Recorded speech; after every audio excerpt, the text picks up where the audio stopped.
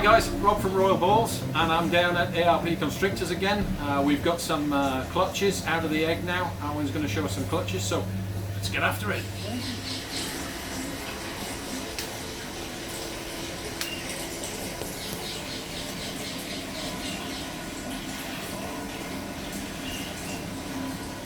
This is just a plain bumblebee. Very standard.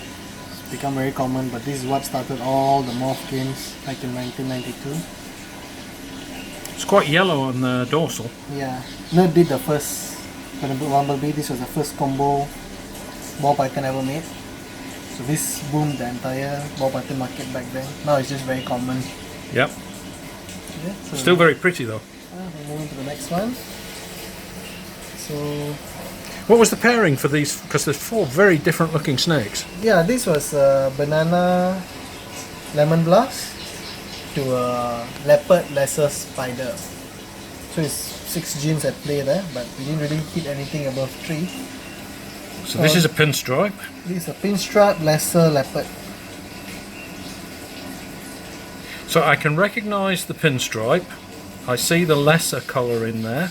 And the leopard is very minor on this, but then it gave the entire dorsal stripe.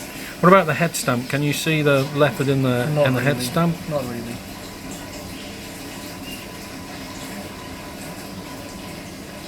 Very straight. Keeps moving.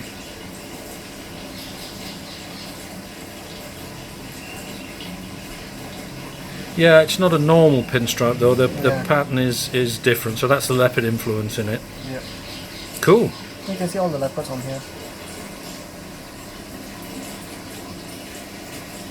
Yes, it's much more broken than a pinstripe would be. Yeah.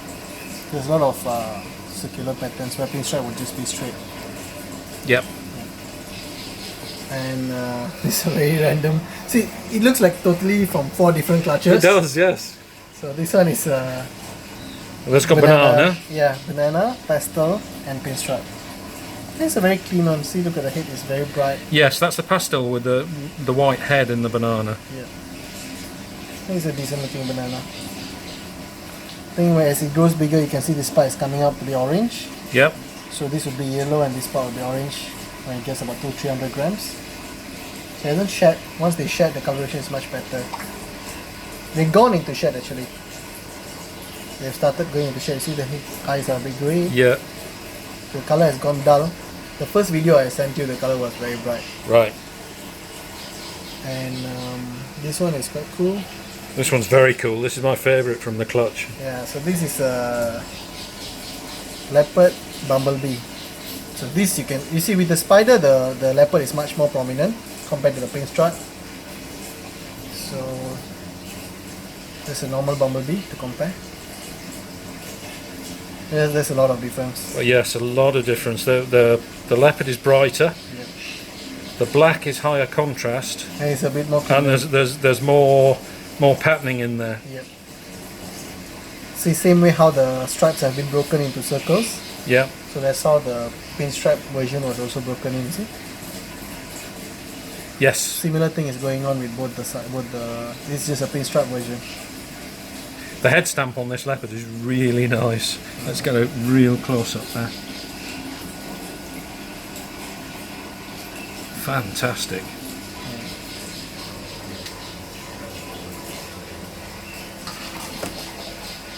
So. And that's 4 really varied snakes from that clutch. They're really interesting. Cool. We'll move to the next clutch. Yep.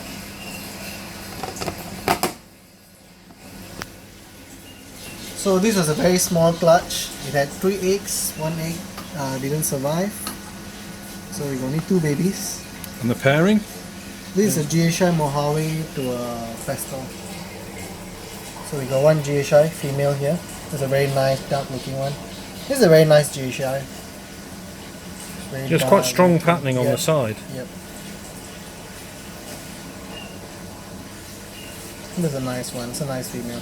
Very dark head. Nice. So that's just straight GHI, 1 gene. Yeah. And this is the GHI Mojave. He's gone into shed. He came out quite, I think a day earlier than her also. This has been a few days, so they have gone into shed. Yeah. So the difference there is the pattern on the side is not as prominent, and the dorsal There's more stripe contrast is on it. Yeah, the dorsal patterning is much more brighter, and the rest of it is just darker. There's a lot of contrast in it. This is a male. Sorry, this is also a female. We've got two females in this.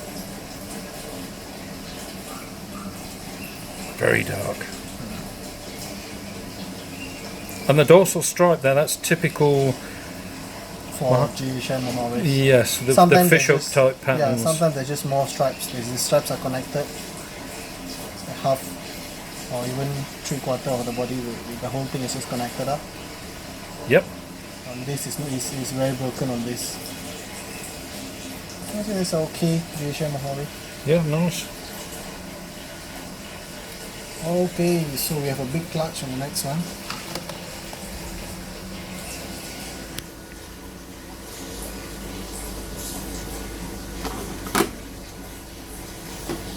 So this is what I call Rob's favorite clutch. Yes. Look at all those. There's a lot going on here. Okay, we start with the normal. So that's a normal.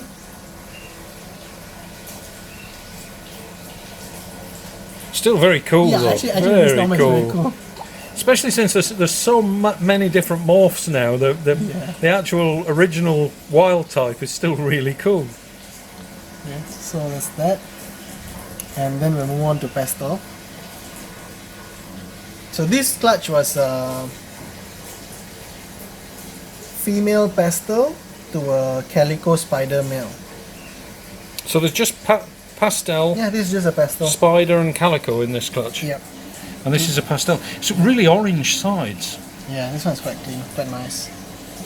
Quite heavy patterns actually. Yes. So we look at the pastel calico, where it looks like a totally different type of snake, see? Oh yeah. The black banding is much more prominent. And it's no more as busy pattern as this one. Patterns are cleaner, bolder.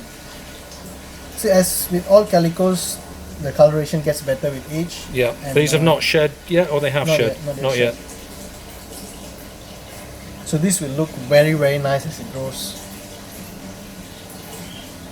So that's pastel calico. Yep.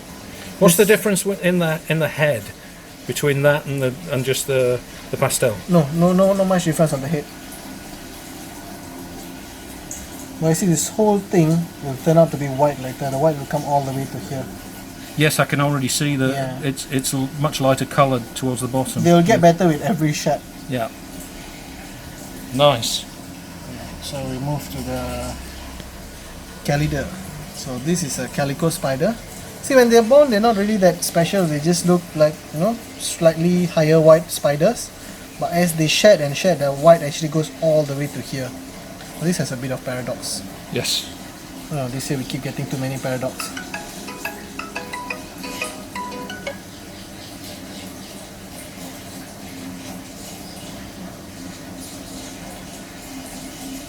And the stripes on the spider don't go all the way down because Yeah. of the calico. Yep. This is actually quite cool. You see all this?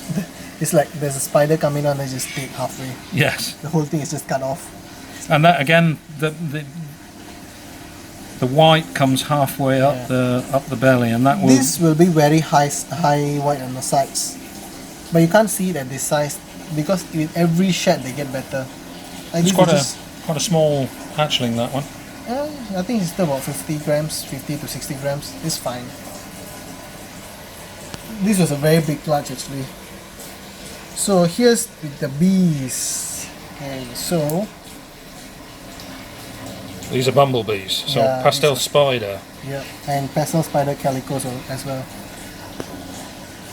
So how do you tell which have calico and which They don't? need to shed at least once.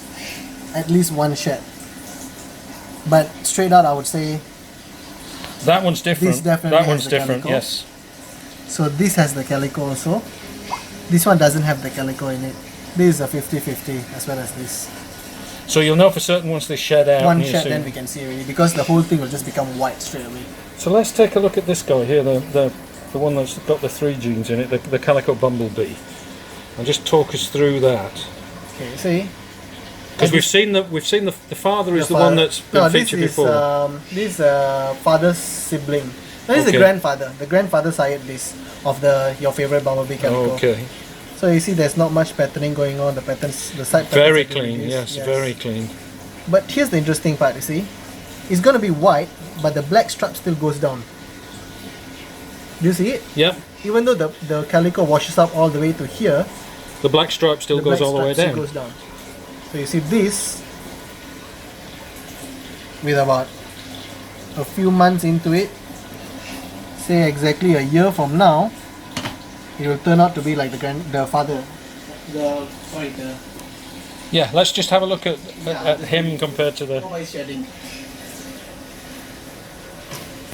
This place is very deep shed. These are wriggling all over the place. Yeah, see this Yeah, he's is very deep gone shed. very pink. Yeah. Well, maybe But- you can insert a picture of him. Woo. There. We're losing them. Okay, let me just get.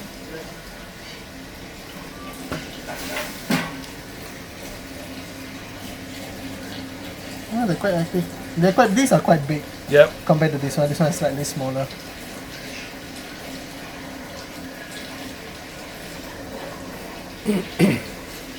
But it's very cool. That's a really nice clutch. Yep. They're all very active. Just want to wiggle here, wiggle there. And this calico line, compared to a lot of calicos that I've seen online, seems to be particularly clean. What are the origins of the calico that you have? So I got a F&F line calico. It's called Flora and Fauna line calico. It works similar to sugar where the whites are higher. But over the years I cleaned it up even further. I line bred them a bit. So I got in like very, very clean whites with high white sides, things like that. But not all pairings produces very high quality bumblebee calicos. I have about 2 or 3 pastel females that can make really nice bumblebee calicos. So I don't really mass produce them. I just make about 3 clutches a year. That's about it. Okay. Yeah, they're high on demand. They're almost fully booked the day they hatched. I'm sure. I know my money's down. You've already paid for 2. So tell us a little bit now, just baby snakes in general. These have just hatched. So I see you've got them all together before they shed, and you keep the tissue paper very wet. Yeah. So just talk us through the first few weeks of life and getting them started and how you feed them. Okay, so we set them up like this as they hatch. We clean the tissue paper daily. We moist it up to the first 3 days. Then we just leave them alone because they don't really make it dirty after that. And then They're still absorbing the internal yolk. yeah, so they're very fat now. You see, once they shed, they actually go a bit thinner than this. They're not this plump when they shed. Yeah. Once they digest the yolk, they will shed once. That's why you don't have to feed them until they shed. So after they shed, we rest them for 3 days and then we feed them their first meal. So I only offer red pinkies. I don't feed mice at all. I'm totally against feeding mice. Because it makes them harder to switch back. Yeah, and it's not logical to feed an adult ball python a dozen mice at a time. And he's still not going to deliver the nutrition of say 5 to 6 inch rats. Okay, so the within 3 days of them shedding, you offer their first meal, and it's a live rat pinky. Yes. And if they don't eat, I let them rest for another 5 days. I try again. and how long typically does it take for them to get started? How long would it be before you start to get worried if they don't take their first meal? From the day they shed, if for 2 weeks, which is like 3 feeding, if they skip their 3rd feeding, then I get very worried. The first 1 or 2 feeding, I'm not very worried. It's fine because they have their yolk that they just absorb. They're fine, but the 3rd feeding will be, 2nd feeding will be day 12 after they shed, and the 3rd feeding will be about day 17 after they shed. If they haven't eaten the 3rd meal, then I get worried. The 3rd meal I usually assist feed them a little bit. So what I do, I just take the pinky, I hook it up with their teeth, and then I just leave them alone. I don't push it all the way in. Right. So I just And let them. once they get the idea, I have actually fed myself, and once they start getting the idea, you put the food in, and then they coil it. Yeah. So, but the thing is, I don't really force feed any of my hatchlings. I assist feed them. It might sound a bit cruel, but if they are very weak, I don't really push it. I don't really force them. But that's the thing. I only start with red pinkies, and I have pretty much very high success rate. Yeah, that's a slightly different philosophy, I know, to what many people would say, that you start your baby snakes on mice, but the problem there is getting them to switch back when they get used to mice. So especially when you have 400 or 500 babies a season, and Yeah. you have to switch the whole bunch of them back. More than half will switch very fast. The other half, you will have about 100 snakes that just are very reluctant to switch in. And then, the whole thing is just very messy. I don't really like it. So because of the volume of baby snakes you have and the logistics that are involved, if they're all feeding on different stuff, it just makes it easier to just start everything on rats, and then you only need to worry about rats. And I don't really lose many snakes. I don't really lose any hatchlings just because I'm starting on rats. There's not much difference for me. My snakes eat very well, as you know. So because we incubate them perfectly, and we have very high success rate getting them to eat rats, so we don't really mind. We don't really have the need to get in mice pups or anything. Yeah, I guess if it didn't work, you'd do something different. Yeah. It obviously does work. Yeah. So it's been working for the past 10 years, and I'm continuing it. Because it's really very easy when they start with pinky rats, then we just move them up to fuzzy rats, and then you just keep on moving up all the way throughout their life. You don't really need to do anything special to it.